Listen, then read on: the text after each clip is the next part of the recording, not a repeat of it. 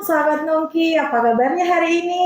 Masih semangat atau lagi nunggu chat yang diri doang sama si Doi? Nah, sahabat Nongki, zaman sekarang nyari jodoh itu gampang-gampang susah ya. Tinggal scroll, klik. Tapi kok malah kena ghosting? Atau udah pacaran bertahun-tahun tapi nggak kunjung dibawa ke meja akad? Balik lagi bareng saya Yuyun dan Saya Latifah di podcast kesayangan kita, Ngopi ala ala Fataya. Fataya. Hari ini kita bakal bahas topik yang paling sering ditanyain di WA, tapi masih malu-malu buat diobrolin di forum resmi ya, yaitu dating versus ta'aruf di era digital. Nyari jodoh yang berkah.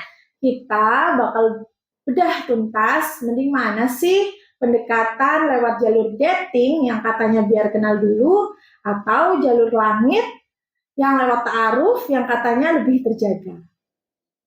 Tapi tenang, kita nggak cuma ngobrol berdua saja nih. Hadir bersama narasumber kita yang luar biasa.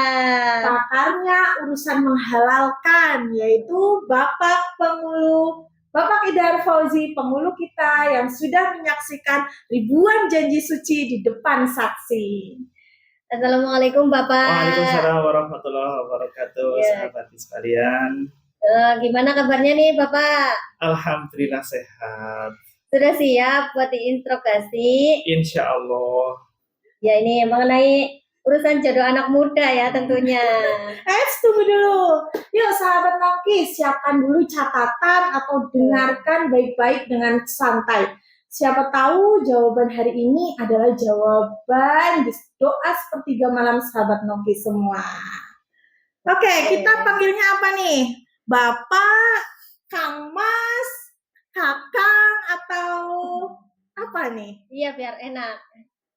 Aslinya saya lebih suka dipanggil Kakang sih. Biar lebih akrab dan familiar aja rasanya. Oke, Kakang Pengulu lah ya. Kakang Pengulu nih. Untuk pembicaraan kita yang pertama yaitu mengenai dating atau pacaran. Banyak sekali di zaman sekarang itu yang pacaran tidak hanya di usia 17 tahun ke atas ya. Iya. Adik-adik kita pun, adik-adik merasa tua saya. Adik-adik kita pun sudah sering kita temukan pacaran-pacaran di sekolah. Betul.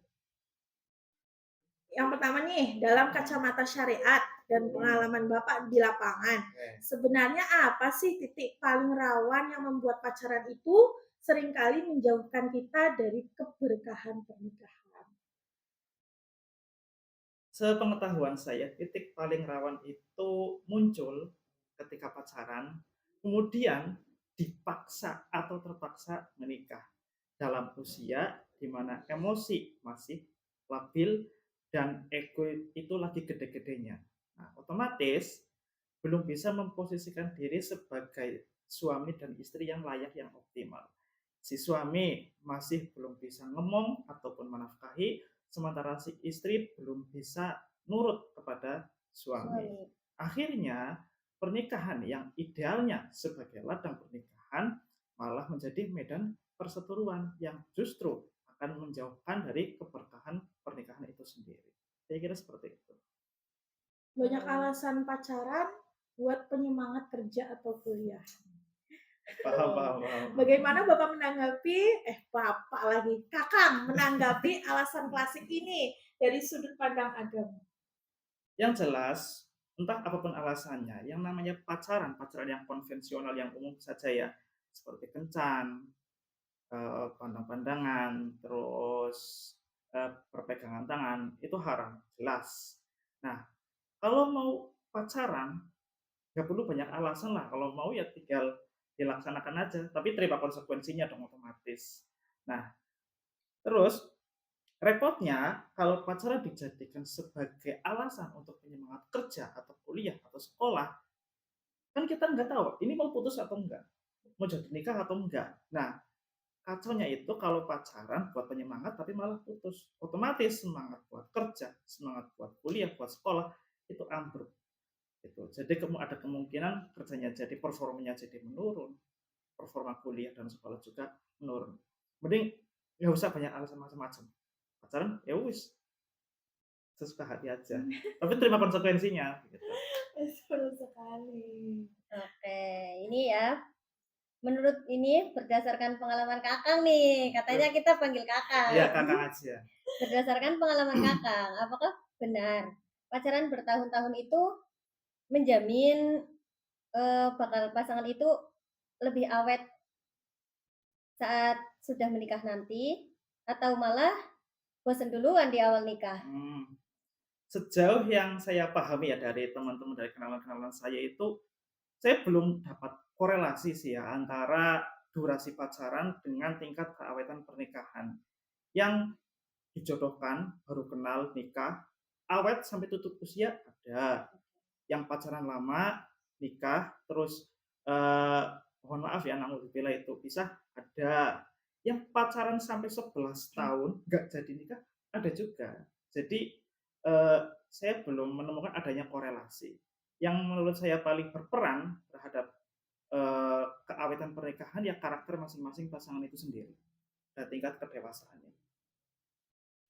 Oke, ada juga yang bilang katanya anak-anak zaman now ya, anak-anak zaman sekarang itu banyak yang bilang kita pacarannya sehat kok, nggak ngapa-ngapain. Dalam fikih apakah ada istilah pacaran sehat? Ataukah setiap interaksi yang bukan mahram itu tetap ada rambu-rambu merahnya? Di istilah fikih itu tersendiri nggak mengenal kata pacaran ya, apalagi yang namanya pacaran sehat itu nggak ada. Interaksi antara laki-laki dan perempuan yang bukan mahram itu diatur sangat jelas dan cukup terbatas, seperti misal untuk urusan transaksi muamalah atau kerja atau pendidikan itu oke. Kontak fisik juga diperbolehkan ketika untuk kepentingan pengobatan. Selain itu sejauh yang saya pahami tidak ada interaksi laki-laki perempuan bukan mahram yang diperbolehkan. Ada boleh juga ketika memang ada niat hendak untuk menikahi, maka itu diperbolehkan untuk melihat selain aurat. Saya kira seperti itu saudara saya. Jadi ada nih yang bilang katanya kalau lewat WA kita WA sama cowok misalnya, itu juga nggak boleh. Itu tergantung sih. Kalau yang sudah saya baca dari fatwa Darul Ifta Mesir, asalkan memang ada niat untuk lanjut ke jenjang pernikahan, maka komunikasi antara laki-laki dan perempuan itu diperbolehkan. Terus juga misalkan chatting untuk urusan pendidikan, untuk urusan pekerjaan atau pengobatan, itu mestinya juga diperbolehkan. Jadi begitu sahabat Nongki ya semua ya, nggak ada pacaran syar'i, nggak ada istilah pacaran syar'i ya gitu ya. Iya, terus gimana pandangan kakak nih soal pemudi yang menghabiskan usia cantiknya atau usia produktif hanya untuk menunggu kepastian dari pacar, yang nggak kunjung datang ke rumah menemui orang tua nih. Halo kaum laki-laki, ayo. Kalau memang cowok yang ditunggu itu memang worth it dalam artian karakternya baik, alim misal, atau memang sedang belajar di pondok, atau memang sedang merintis usaha dan memang karakternya itu baik, bertanggung jawab, maka kalau mau menunggu ya silakan saja. Tapi juga dipastikan ada progresnya. Nggak cuma ditunggu-tunggu tok tapi nggak ada progresnya. Itu mending cari yang lain tapi yang lebih baik. Kamu laki-laki ya, kalau tidak ada progres ke depan kita tinggalkan saja. Betul. Tapi memang ya cewek butuh kepastian, tapi memang cowok butuh persiapan. Nah, udah seimbang banget gitu. Wah, pembahasannya makin dalam dan makin ngena ya, sahabat Nongki. Tapi tahan dulu, jangan kemana-mana karena setelah yang satu ini kita akan bahas bagian yang paling ditunggu-tunggu. Tetap di podcast Ngopi ala Fatayat. Kita kembali setelah jeda satu ini.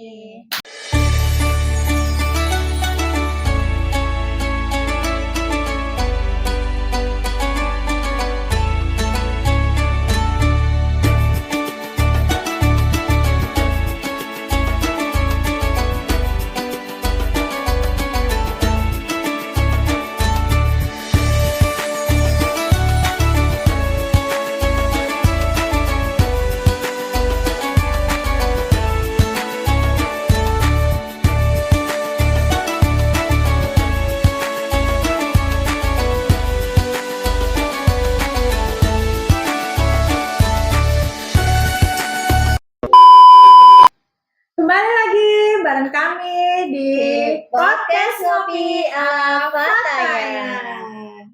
Nah, untuk sesi 2 ini tadi kan kita sudah bahas mengenai dating atau pacaran. Betul. Yang kedua ini kita bahas mengenai ta'arufnya. Monggo. Ya ini Kakang masih semangat. Oke, siap.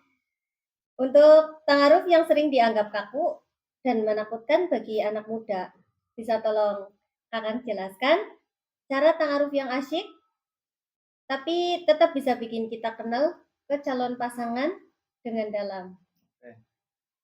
Ta'aruf mungkin dianggap kaku karena memang memiliki batasan yang jelas ya. Dan memang ciri khas fikih atau syariat ya memang seperti itu, memiliki batasan yang jelas. Ta'aruf yang syar'i itu yang jelas harus diawali dari keinginan untuk menikah. Intinya itu dulu, harus ada keinginan untuk menikah.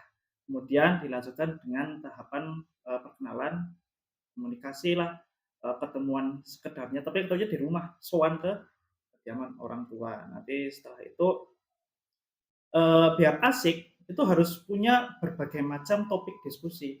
Nah, diskusi ini bertujuan untuk menggali karakter atau kepribadian atau latar belakang si calon yang kita ta'arufi itu.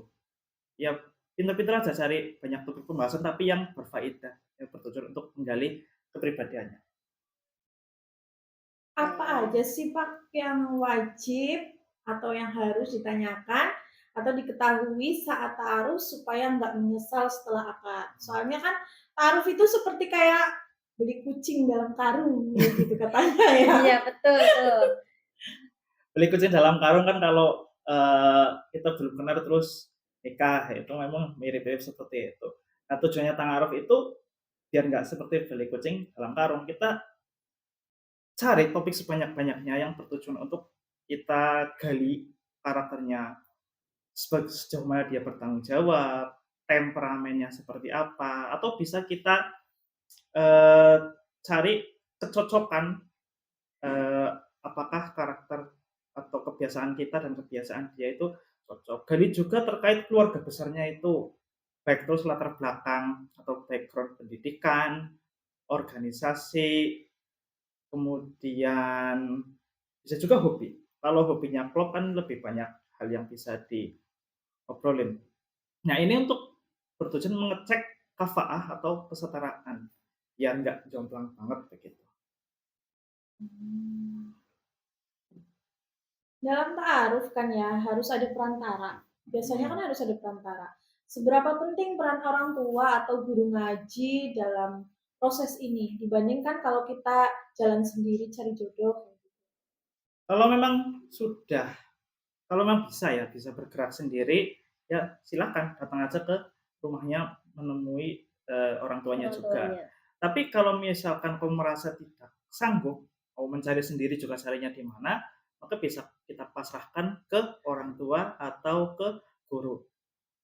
Yang jelas kasih spesifikasinya yang jelas nanti, tapi jangan terlalu banyak nawar, jangan kenyang bahasanya. Kalau sudah dikasih, ya itu adanya, gitu. Sudah pasrah tapi kok banyak penawaran perlu. Menerima ya. Iya, harus terima. Yang penting baik aja lah. Terus nih, apa yang harus dilakukan kalau saat ta'aruf kita menemukan fakta yang kurang sreg dari calon? Tuh, gimana cara menolaknya dengan sopan, tanpa menyakiti hati dan tetap menjaga silaturahmi. Otomatis kalau mau menyampaikan langsung kan nggak enak gitu ya. Betul. Maka kalau hal ini kita gunakan perantara. Tapi alasan penolakannya juga ya harus alasan yang jelas. Juga misalkan ada karakter yang kurang cocok atau ada mungkin setelah disampaikan ke orang tua ternyata nggak masuk. Atau mungkin ada juga ya nuwun sewu beberapa keluarga yang masuk hitungan yang ketat, tokonya nggak cocok, itu bisa aja disampaikan. Kalau mau menyampaikan sendiri kok nggak sampai hati, ya gunakan perantara. Kalau mungkin karena fisik?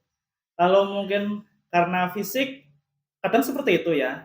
Iya, tapi betul. biasanya kalau mau menyampaikan ketidakcocokan karena fisik, biasanya dicari alasan lain gitu untuk menutupi lah istilahnya. Iya, biar tidak menyakiti hati. Iya, biar nggak pegel-pegel amat. Betul. Don't judge a book by the It's- cover. Oh. Ya, betul sekali. Terus sebenarnya idealnya ta'aruf itu berapa lama sih?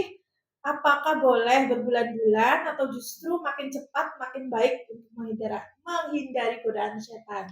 Kalau idealnya, ini ngomong ideal ya, ta'aruf itu seperti proklamasi, diselenggarakan dengan cara seksama dan dalam tempo yang sesingkat-singkatnya. Sesingkat-singkatnya. Kenal, ta'aruf, lamaran, nikah. Cuma kan nggak semua kondisi ideal seperti ini. Mungkin ada yang ta'aruf, yang satu masih di Indonesia, yang satu lagi di Korea, atau Jepang, atau Hongkong. Itu kan butuh memakan waktu lama juga. Atau misal ta'aruf lewat perantara, yang satu sudah di rumah atau yang satu masih di pondok, itu kan nggak bisa cepet juga gitu. Intinya kalau sudah kadung ta'aruf ya jaga pola komunikasi dan interaksi yang sehat, yang tidak melewati batas-batas syariat, dan juga niatnya itu harus tetap mencari jodoh untuk yang lain. Gini Kang, yang sering menikahkan pasangan yang lewat jalur pacaran dan lewat jalur ta'aruf. Menurut pengamatan Kakang nih, apa perbedaan aura atau kesiapan mental mereka saat duduk di depan meja akad? Kalau untuk calon pengantin ya yang kenalan dari entah itu metode ta'aruf, entah itu metode pacaran, sulit ya untuk dibedakan. Intinya mereka duduk bareng jeger, Sama-sama Ya sudah. deg-degan ya. sama-sama Iya, deg-degan. betul. Cuma kalau yang baru kenal itu mungkin agak kaku ya. Tapi kalau yang udah kenal lama itu senyumnya itu lebih sering. Kalau yang memang sudah kenal lama itu senyumnya lebih sering. Tapi kalau yang masih belum kenal atau mungkin yang orangnya malu-malu gitu, dia cenderung diam. Saya kira seperti Oh, itu. berarti hanya perbedaan di sisi senyumnya saja. Iya. Betul, sahabat Nongki. Tapi memang ya kebanyakan kalau pengantin sudah di meja akad itu kan banyak deg-degan lah, Iya. terus Nggak karu-karuan. gak karuan gitu. Terus dilihat dari sisi hukum Islam, apa perbedaan mendasar dalam cara menjaga pandangan dan kehormatan di antara kedua jalur ini? Kalau ditinjau dari segi hukum Islam atau fikih ya, yang tadi sudah pernah saya sampaikan, kalau perbedaan mendasar antara ta'aruf dan pacaran itu ada di sisi niatnya. Kalau ta'aruf itu jelas mau cari jodoh. Nah, kalau ta'aruf itu ketemunya nggak di planning, nggak direncanakan. Ketemu ya alhamdulillah. Ujuk-ujuk Ujuk ya. ketemu, misalkan lagi pergi ke Alfamart ketemu. Dengan tiba- Sensor ya. Tolong ya. Misalkan lagi belanja, kok ketemu ya dinikmati aja, pandang sekenanya aja, nggak direncanakan nanti kita ketemu di sini, nggak. Kalau ketemuan kok sampai janjian, apalagi ketemuan yang mengarah ke kencan, itu sudah bukan ranah ta'aruf lagi. Kalau ta'aruf ketemunya di rumah, ketemu nggak cuma berduaan, itu kalau ta'aruf di situ. Terus juga kalau ta'aruf itu yang jelas tidak melakukan hal-hal yang tidak penting, yang tidak ada hubungannya dengan mengarah ke pernikahan. Jadi dengan tidak sengaja papasan di jalan tadi ya, Iya, contohnya begitu. iya, senyum aja lah. Nih, banyak yang sering tanya Kang, emang kalau lewat jalur pacaran nanti pernikahannya jadi nggak berkah ya? Bagaimana cara kita menebus kesalahan masa lalu saat pacaran supaya rumah tangga tetap bisa sakinah? Yang saya dengar dari guru saya itu berkah itu hal abstrak ya, cukup bisa dirasakan, tapi kalau belum dilakukan itu akan sulit di angan-angan. Jadi misalnya, jadi gampangnya seperti ini, berkah pernikahan itu dirasakannya kalau sudah menikah. Kalau belum menikah kita belum bisa mendeteksi keberkahan nikah. Nah, misalkan sudah terlanjur pacaran nih ya, biar berkah gimana? Biar berkah ya nikah. Ketika menikah, dosa-dosa yang sudah kadung terlaksana pas pacaran itu rontok semua. Gitu. Begitu sahabat Nongki. Jadi kalau nikah yang lama itu udah beres. Nah, setelah nikah baru kita bisa membahas berkah pernikahan. Walaupun nanti nikahnya sama orang lain. Sama orang lain. Misalnya aku pacarannya sama si A, Ah, tapi bukan jodoh nih. Nikahnya Iya, sama si B. iya. Terus rontok juga itu kalau sama si A. Yang jelas setelah menikah kan potensi maksiat pacaran kan sudah hilang. Ya, seenggaknya menikah itu dalam rangka tobat nasuha dari dosa pacaran. Seperti itu. Oke, sahabat Nongki. Jadi dalam ta'aruf kita dianjurkan jujur, tapi tetap menutup aib. Bedanya dengan pacaran yang seringkali terlalu terbuka sampai curhat berlebihan, di mana garis batas yang benar menurut Kakang nih? Menurut pengalaman Kakang ini? Aibnya itu tergantung sih ya. Kalau kan ini ta'aruf kan perkenalan dalam rangka akan menikah ya. Kalau aib itu merupakan bagian dari kita sendiri, ya ada baiknya kita buka biar nanti pasangan kita itu setelah ternyata kok jadi nikah ada aib yang baru diketahui itu nanti menyesal gitu. Mending disampaikan saja untuk mencari kecocokan atau ketidakcocokannya. Kalau misalkan aib yang menyangkut orang lain itu mending diumpetin aja.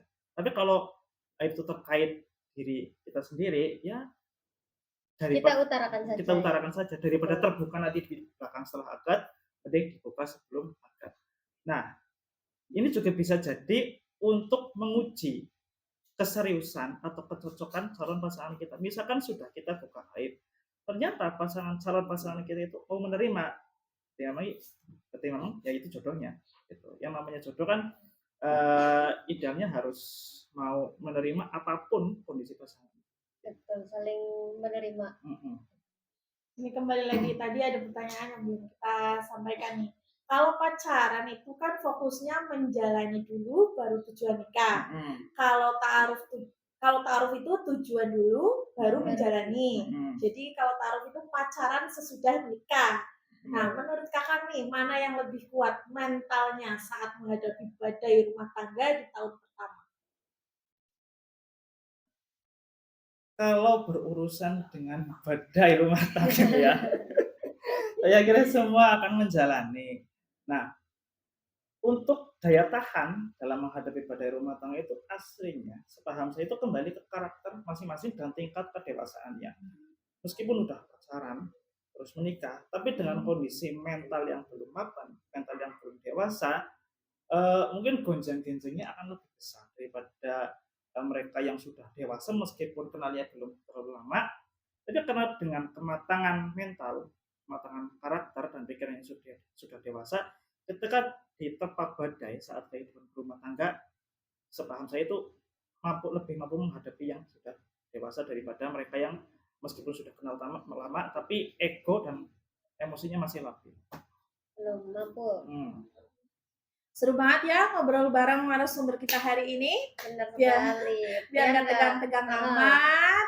Jangan digeser dulu. Kita bakal balik lagi bersama kita di Podcast Kopi ala Fataya.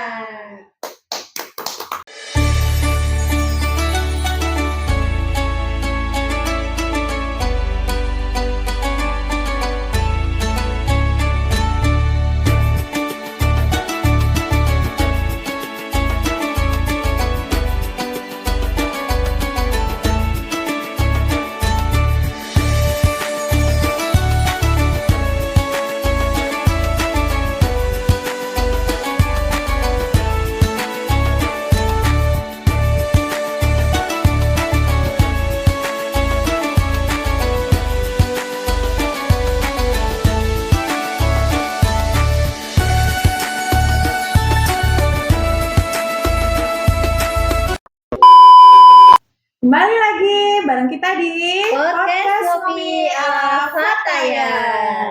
Nah, tadi kita sudah membahas yang namanya dating, Betul. ta'aruf, terus perbedaannya. Nah, sekarang disangkut pautkan dengan era digital pada zaman sekarang ini. Sekarang kan zamannya dating aplikasi ya, atau cari jodoh lewat sosmed. Bagaimana hukumnya ta'aruf online via DM atau WhatsApp menurut Kakak, apakah bisa tetap terjaga? Tadi sempat saya sampaikan ya, dari ada fatwa dari Darul Ifta Mesir, lembaga Mesir yang mengurusi masalah fatwa, itu asalkan settingnya memang dalam rangka untuk menuju pernikahan, maka itu boleh. Tapi kalau settingnya dalam rangka hanya sekedar untuk pacaran, maka hukumnya tidak boleh. Seperti itu standar. Jadi kembali lagi ke niat awalnya. Yang namanya niat awal itu menjadi penentu antara itu taaruf atau pacaran. Betul. Gitu. Terus apa sih saran kakak untuk sahabat nongki yang ada di sini nih agar tidak terjebak love scamming atau janji manis laki-laki di dunia maya yang mengatasnamakan taruh tapi aslinya cuma mau pacaran. Langsung aja tantang buat datang ke rumah. Tantang Wah, itu tuh. buat datang ke rumah. Tantang buat datang ke rumah tuh. Kalau memang serius mau ta'aruf, harusnya si cowok itu mau datang ke rumah bertemu dengan bapak ibunya, mau swan ke bapak ibunya, swan ke keluarganya. Jadi nggak sekedar main backstreet atau main di belakang layar, tapi berani terang-terangan menghadap ke bapak ibu. Oke. Terus nih Kang, sekarang kan banyak orang pamer kemesraan, ada pre-wedding atau pacaran di sosmed. Seberapa besar sih pengaruh pamer ini terhadap keberkahan calon pengantin menurut pandangan Kakang itu? Mengumbar kemesraan, lebih-lebih pasangan yang belum hal itu ya. Kalau terkait keberkahan pernikahan itu saya sekali lagi mundur ya dari pembahasan keberkahan pernikahan karena memang masih belum menikah. Keberkahan pernikahan itu dibahasnya nanti setelah menikah. Tapi kalau sebelum menikah, membuat kemesraan seperti pre-wedding atau memajang foto berduaan di media sosial itu bisa menimbulkan perasaan tidak nyaman bagi yang melihatnya, lebih-lebih bagi mereka yang masih sewu tuna asmara atau jomblo lah, kata seperti itu. Wah, jadi ngiri ya. Iya, jadi ngiri. Nah, terlebih lagi kalau ada perasaan iri dari yang melihat, itu berpotensi menimbulkan penyakit lain yang dimana nikmat itu bisa hilang, entah karena sebab apa. Oke, nih terus ada nih dari sahabat Nongki, lewat aplikasi jodoh atau sosmed, orang bisa jadi siapa saja atau menjadi akun palsu. Apa sih tips dari Kakang agar sahabat Nongki ini nggak tertipu profil yang ganteng atau soleh di Instagram, tapi aslinya yang berbeda jauh? Yang jelas riset ya, kita amati di medsosnya itu postingan-postingannya seperti apa, apakah fotonya konsisten atau tidak. Terus boleh juga kita tanya lewat temennya, benar temanmu itu seperti ini. Kalau dicek di Facebook kan ada mutual friends ya, teman yang sama. Itu bisa juga kita tanya ke salah satu mutual friends yang ada di Facebook itu, atau di Instagram juga boleh. Kita tanya ke orang-orang yang sekiranya mengenal target kita itu. Kita tanyakan apakah memang benar beliau itu orangnya seperti ini. Oke, lanjut nih. Gimana sih Kakang etika chattingan yang agak sopan gitu lah ya antara laki-laki dan perempuan di era digital ini supaya nggak jadi zina mata atau zina hati, meskipun judulnya sedang berproses kenalan nih. Kalau chattingan itu sebenarnya seperlunya aja ya. Kalau memang ada keperluan, entah itu keperluan transaksional atau keperluan pendidikan atau membahas sesuatu yang berkaitan ke mengarah ke pernikahan, ya chatting aja nggak apa-apa. Kalau soal zina mata nggak perlu sering-sering ketemu lah, nggak perlu kencan, nggak perlu jalan berdua kemana, juga nggak perlu kirim foto tapi yang ngumbar aurat gitu, nggak perlu jarak atau sengaja ngirim foto yang terbuka. Kemudian kalau soal zina hati itu hati kan sulit dikendalikan, masalahnya seperti ini kan tiba-tiba kerentek gitu aja kan, itu kan di luar kontrol. Nah kalau sekedar kerentek di dalam hati itu nggak perlu dipermasalahkan ya. Yang jadi masalah itu kalau kerentek dalam hati terus direalisasikan jadi perbuatan yang melanggar syariat, itu baru masalah gitu. Jadi kalau dalam urusan hubungan laki-laki perempuan ya cukup hubungan sekedarnya aja, tidak perlu hal-hal yang mungkin bisa dibilang kayak mengarah ke pacaran, janjian ketemuan, janjian berduaan. Seperti kayak sekarang kan sudah bisa ini video call gitu ya. Iya, nggak perlu video voice call aja. Voice call saja. Tapi kan kadang suara itu kok Iya, ada gitu, ada suaranya yang yang gitu. besar-besar ini. Yang bikin gimana gitu. Ya, ada itu. Jadi kalau nggak perlu ya nggak perlu video call, nggak perlu voice call, nggak perlu chat. Udahlah, chatting biasa saja seperlunya begitu Iya. ya. Begitu sahabat Nongki semua ya. Terakhir nih untuk sahabat Nongki semua yang saat ini sedang menanti jodoh atau yang sedang bimbang antara lanjut pacaran atau mulai ta'aruf, apa pesan kunci Kakang agar pernikahan mereka nantinya bukan cuma sah secara negara tapi juga sakinah dan berkah. Kalau memang sudah cocok ya dan memang sedang berproses dan progresnya juga kelihatan, ya silakan dilanjutkan, silakan ditunggu aja. Kan udah kenal lama. Berarti kan nggak perlu ta'aruf lagi, tinggal melanjutkan aja, tinggal menuju ke jenjang berikutnya. Lamaran lah, misal setelah persiapan matang, silakan lamaran. Tapi juga buat si cewek juga harus sabar nungguinnya, buat si cowok harus serius juga usahainnya. Nah, terus terkait keberkahan pernikahan ya, dari perspektif penghulu ya, dari Kementerian Agama, mencatatkan pernikahan di KUA itu juga salah satu cara mengusahakan keberkahan pernikahan.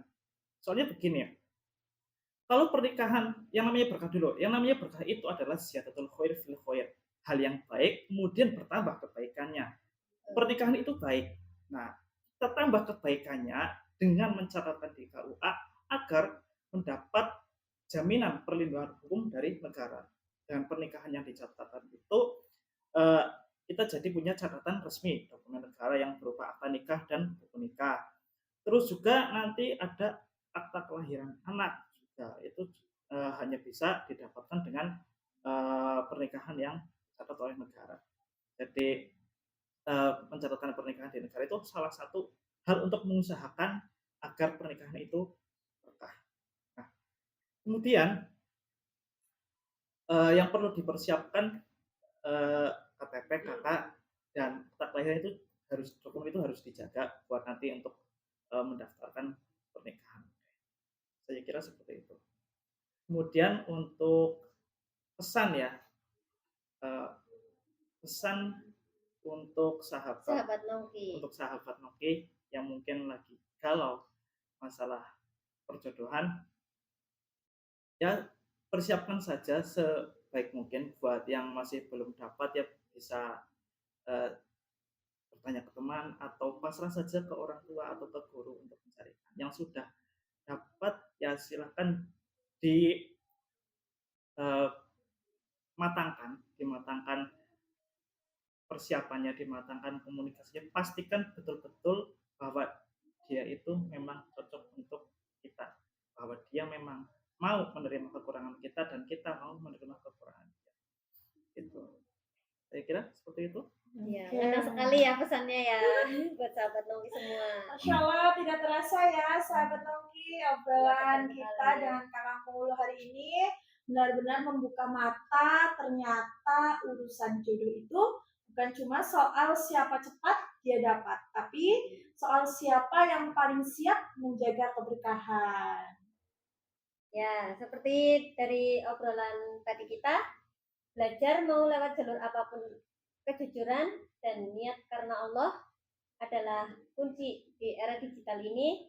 Boleh dijadikan semuanya jadi instan, tapi yang namanya akad dan rumah tangga tetap butuh proses yang kuat.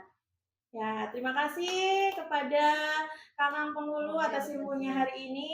Semoga pesan Kakang tadi jadi penguat ya buat sahabat-sahabat Nongki semuanya. Supaya nggak gampang bimbang atau makin mantap menjemput jodoh dengan cara keren menurut agamanya.